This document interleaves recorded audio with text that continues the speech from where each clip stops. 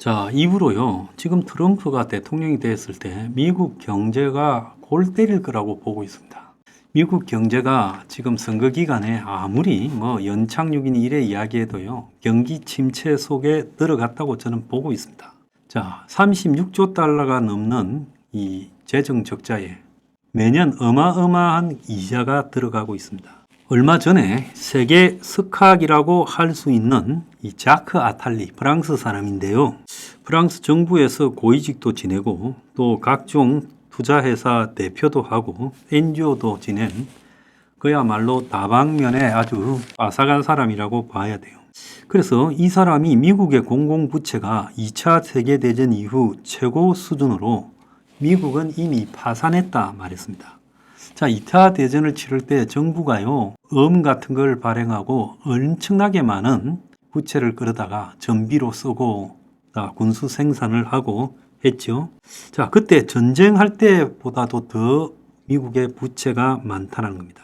그래서 아탈리는 경제 성장세가 약해지면 미국의 국가 채무와 달러 상황이 악화될 것이고 커다란 재앙이 될 수 있다 했고, 미국은 1945년 이후 GDP 대비 116%에 이르던 부채 규모를 잘 소화해서 20%까지 낮췄다. 그러니까 전쟁 때 116%, GDP의 116%인데 이게 20%까지 낮춰졌는데 이게 경제 성장의 덕분으로 부채들을 갚아갈 수 있었다.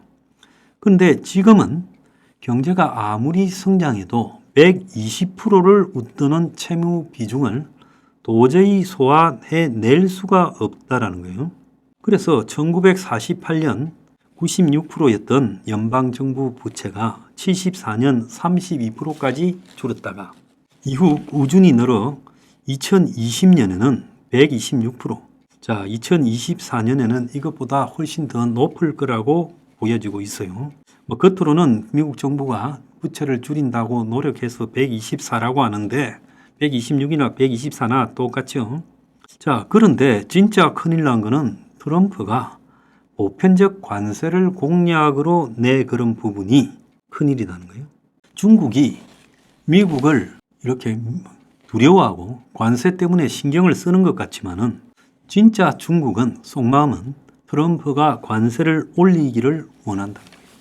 그래서 관세를 올리면 올릴수록 성장세를 약화시키고 이로 인해 부채 대응 능력이 약화된다는 거예요. 자, 관세가 올라가면 어떻게 되겠습니까? 우리나라로 들어오는 물건의 가격이 굉장히 높아지겠죠. 미국이 지금 테레비도 못 만들고 배도 못 만들고 차도 맛이 가버렸는데, 자, 제대로 만드는 게 없지 않습니까?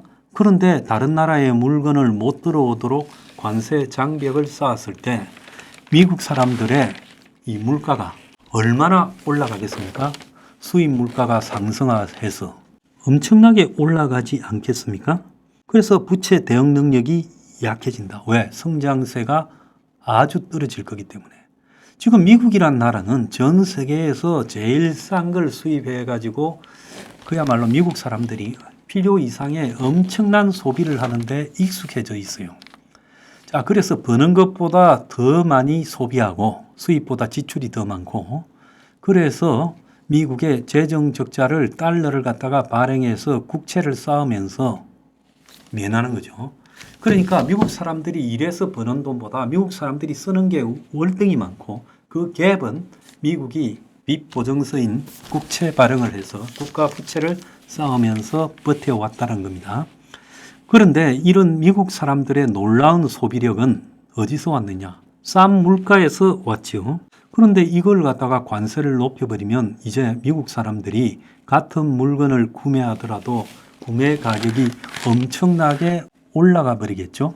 자, 그리고 또 하나가 이제 이 아탈리가 이야기를 안 했지만은 미국의 노동력을 트럼프가 이제 1월 달부터 취임 적시 한 1,500만 명을 추방하기 시작하고 국경을 단속하면 미국이란 나라에 싼 임금이 가능했던 이유, 임금 경쟁력을 가졌던 것이 전 세계에서 미국으로 몰려오는 그런 값싼 노동자들이 있었기 때문에 가능했죠.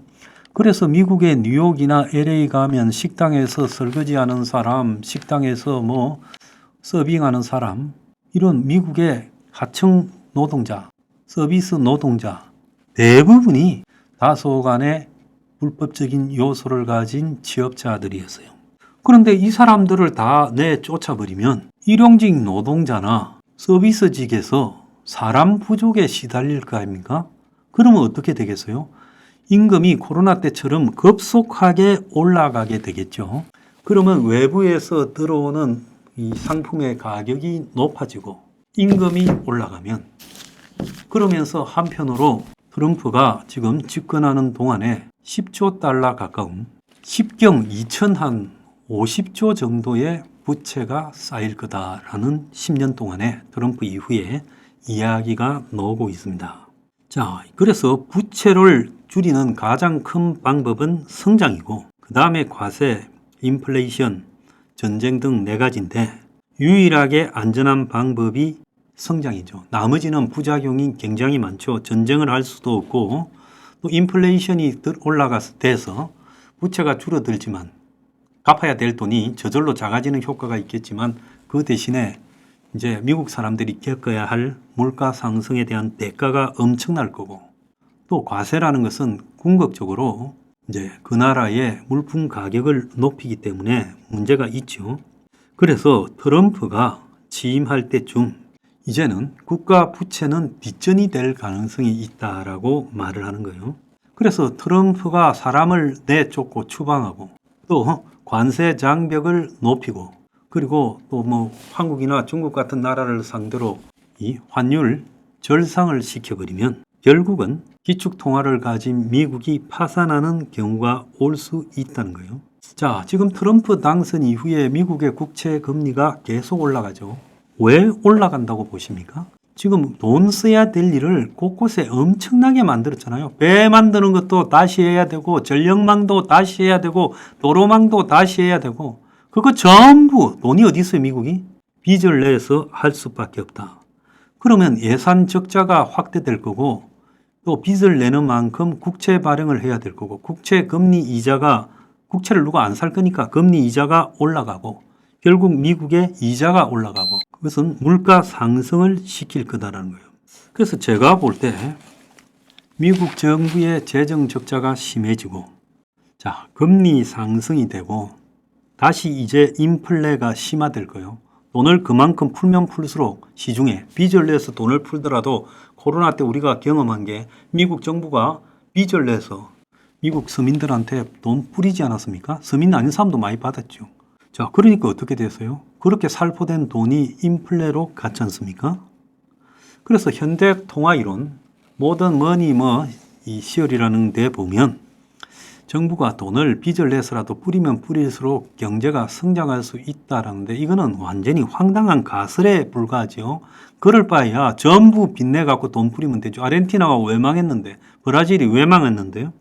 그래서 주말에 임 변호사가 말씀하셨지만, 트럼프가 세계 국경을 차단하고 무역을 갖다가 차단하고 이렇게 되면 전 세계 이 보호무역이 심화되어서 상대도 또 그렇게 할 거라는 거죠.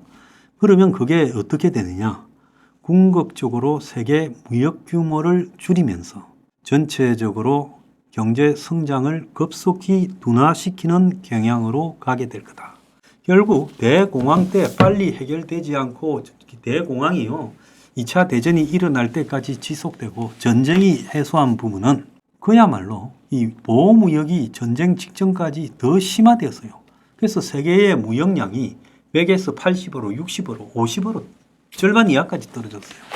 그러니까 대공황이 회복되지 않고 점점 더 심해져 갔던 겁니다. 빚더미 미국에서 트럼프가 펼칠 정책이 지금 예시하는 바는 미국 경제의 폭망이다. 저는 그렇게 보고 있습니다.